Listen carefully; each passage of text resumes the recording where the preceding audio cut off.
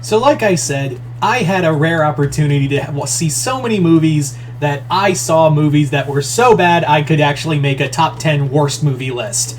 So, as always, the previous video was my top 10 favorite movies of 2023. This is the top 10 worst. And as always, this is just my personal opinion. If you think a movie should be higher or lower on the list, that's totally fine. No problem with you guys there. I'm always excited to see what you guys rank as the top 10 worst movies of the year. And I'm sure this one's going to vary in between. So yeah, let's get into it. At number 10. Number 10 isn't really a bad movie per se. It's more like it was the most meh movie. Like, this is a movie that, like, I can see the potential of it in the future.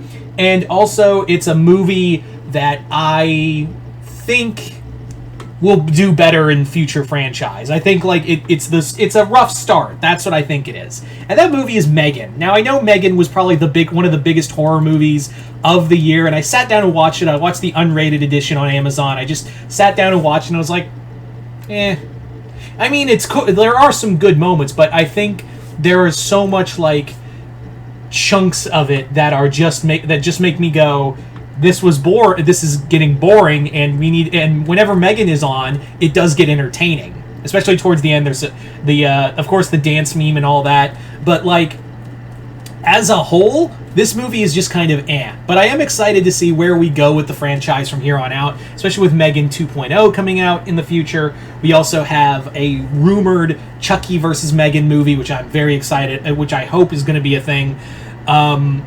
Yeah, so out of all these movies, this is one I would watch again, but probably only for the kill scenes. Also, I will say that Megan and also another movie that's on this list from Blumhouse is probably going to curse us with PG-13 horror movies for a while, which I'm not a fan of. I do not care for that at all.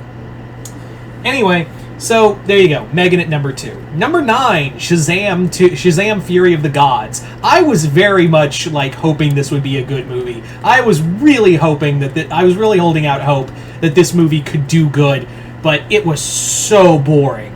The effects were kind of bad. Zachary Levi, who I've kind of learned is kind of a douchebag in his own right.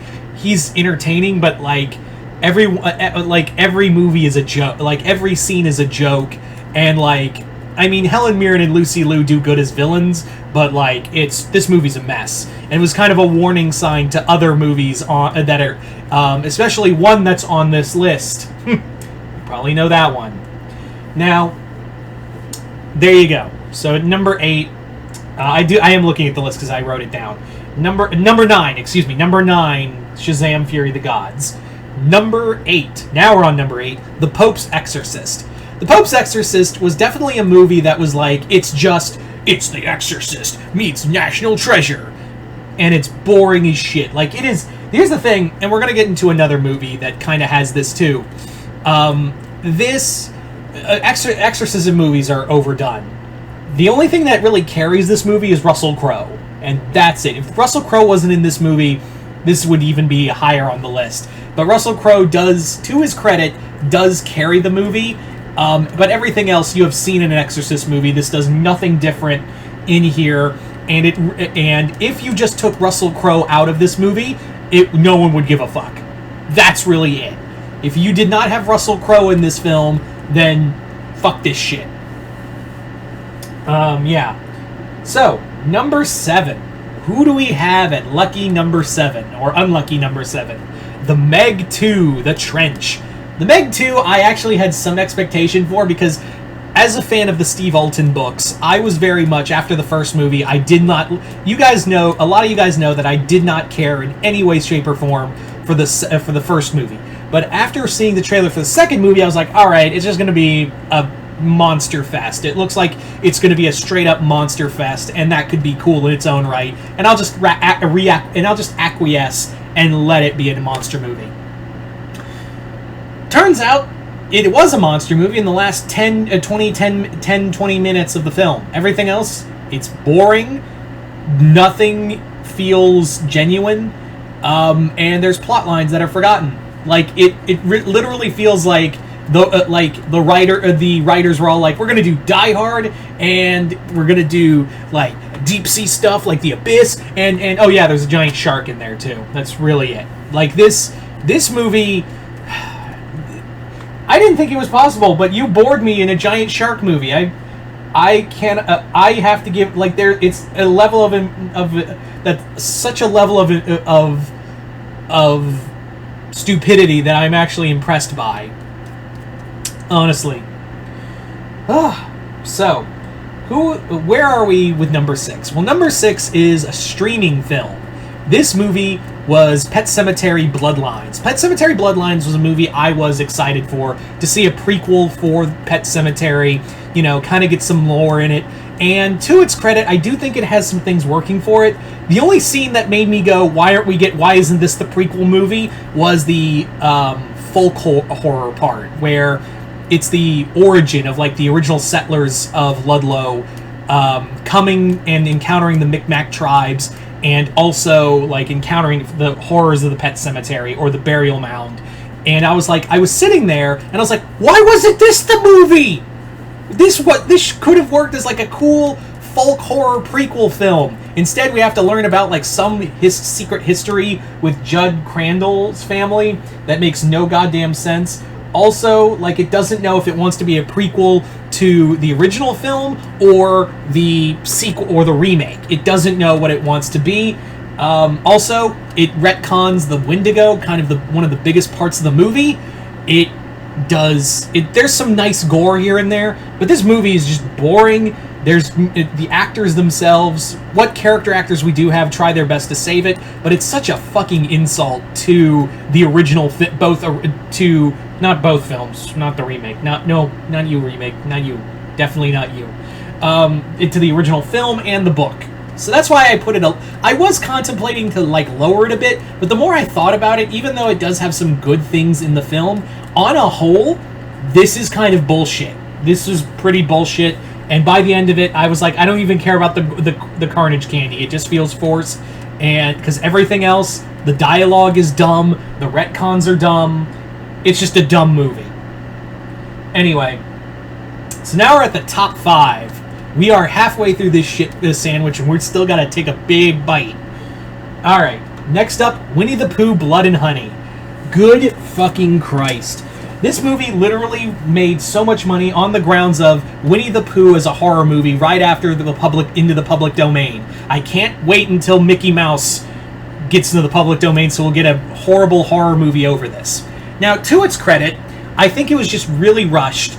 And I do have a little more hope for the sequel, because it feels like the concept might actually work better. I'm not holding out a lot of hope, but I do think after seeing, like, some stills images from Tigger, and also what Pooh's gonna look like, it does make me go, oh, okay, so now you know what to do with the budget. This feels more like we were banking on the whole thing of, we are making Winnie the Pooh into a horror character, and that's really all it had going for it.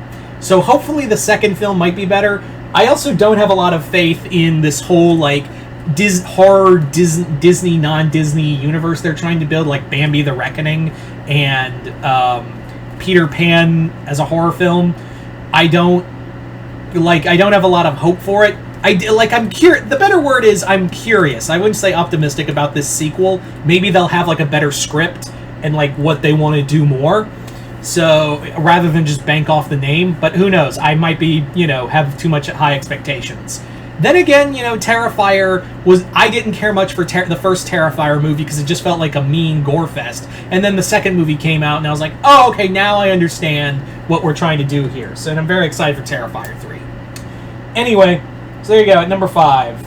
And we're going on with another bear film, Five Nights at Freddy's. Yes, did not care for the Five Nights at Freddy's movie in any way, shape, or fucking form. This movie, I don't know how it made that much money. And it's like we're going to get stuck from Blumhouse doing these PG-13 horror movies for a while. And it pisses me off. Like, it pisses me off that Blumhouse is just going to go, like, we can do minimal effort and make a ton of money with all what we have. And I am not, I'm not even a Five Nights at Freddy's fan in no way, shape, or form, but, like, I did have expectations, having puppeteers from, and the animatronics being made, or rather like being designed by, Jim Henson Studios, and also having Matthew Lillard in here as William Afton / Springtrap, which I think he's good. I thought he was good. But this movie was boring. It also tried to do like a lot of weird Stephen King things. It's just, that's the biggest thing, is that it was boring, and aside from one good kill, this movie was just a slog to get through.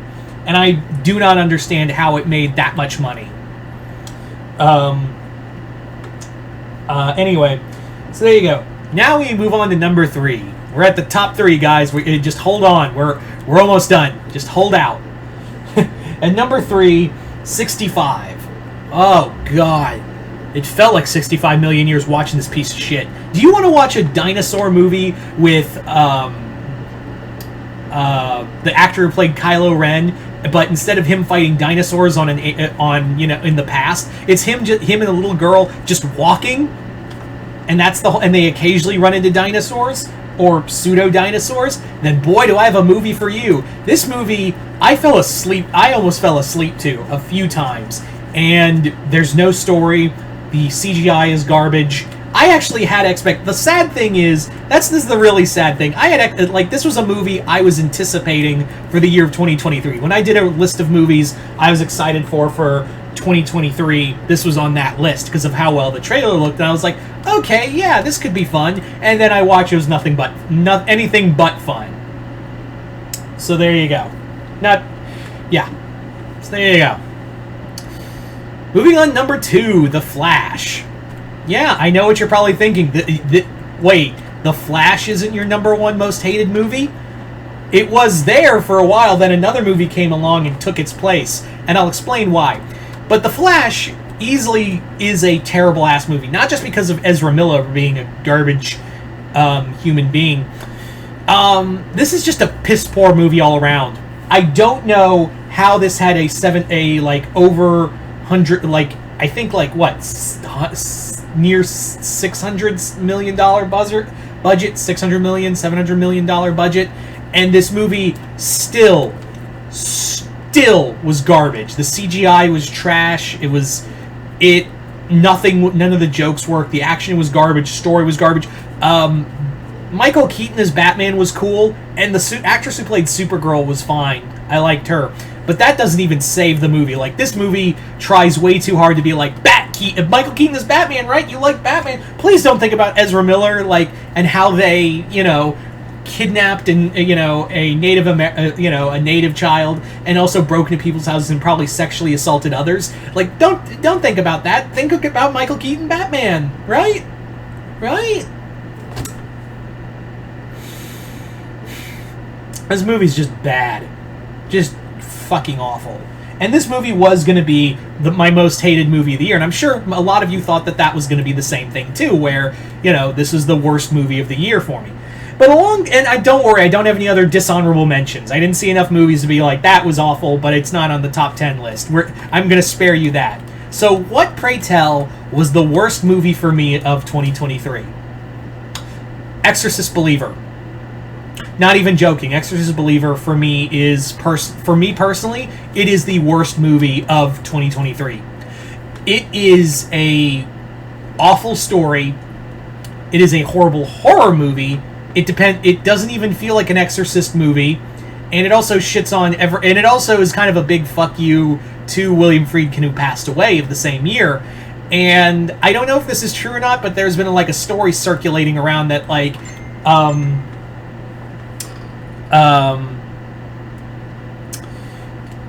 what was it? Friedkin, when he was about to die, talked about how the guy who made, the guy who made the Halloween trilogy is going to be remaking his movie, making a sequel to Exorcist. And he was like, I hope there's an afterlife so I can come back and haunt the guy. And I'm sure he's laughing in his grave right now. Friedkin is laughing in his grave. Not only is this movie boring, but it makes me angry watching it. And when you make a movie that's both boring and makes you angry, now you fucked up. Now you fucked up. Now you have fucked up. You have fucked up now. Now you fucked up. Now you fucked up. Now you fucked up. Now you have fucked up. There's nothing good here. Even the actress they brought back, you know, Reagan's mom, the actress, she didn't want to be part of the movie. They had to, like, give so much. I have no hope for this trilogy. I do not care. This, like, David Gordon Green, I had a little hope for. Like, maybe it'll be good, even though Halloween Ends was a trash fire in its own right. And I defend Halloween Kills. I think it has, you know, it's fun. I think it has its fun to it. But Halloween Ends was awful and it should have been a red flag for me. All in all, that I mean, I know some people are going to say, like, the Flash was the worst movie, but for me personally, and again, this is just my personal opinion, Exorcist believer, fuck this movie. Fuck this movie. I'm not even the biggest Exorcist. I know I'm a guy who says Exorcist 3 is the best movie of the franchise, but this shits on everything about the Exorcist film as a whole. It does nothing with the whole dual possession, other than it's a dual possession. It tries way too hard to have a message about, you know, togetherness and religion, which we know does not work. And the story is just shit. It's just all around bullshit. Ugh. So anyway, there you go, guys. That is pretty much those are my top 10 worst movies of 2023. I don't know if I'll be able to see enough, if there are enough movies I see next year to merit a top 10 worst movie. So enjoy this while you can. Anyway, so you guys tell me in the comments below, what were your top 10 worst movies of 2023? Just comment below, let me know. Other than that, hope y'all enjoyed this. I'm Mr. Multiverse. I'll see you next time, the Multiverse.